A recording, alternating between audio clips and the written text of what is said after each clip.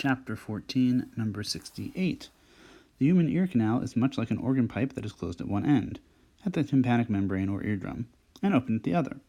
A typical ear canal has a length of about 2.4 centimeters. What are the fundamental frequency and wavelength of the ear canal?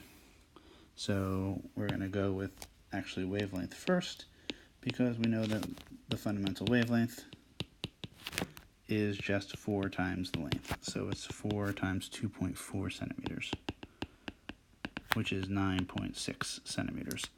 And therefore the frequency, which is the velocity over the wavelength, it's certainly going to need the speed of sound.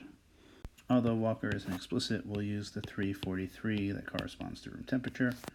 And we have the 9.6 centimeters, but we need to convert to meters if we want to get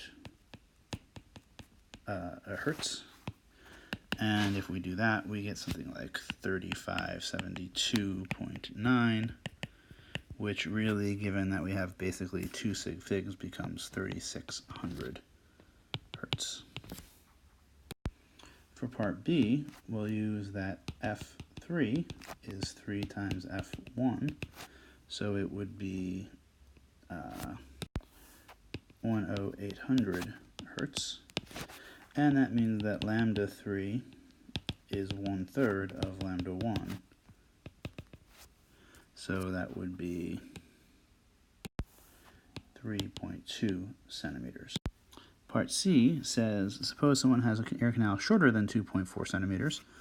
Is the fundamental frequency greater than, less than, or the same? Since L is going to be lower, then F is going to be higher, so the fundamental frequency would be greater than the value we had found.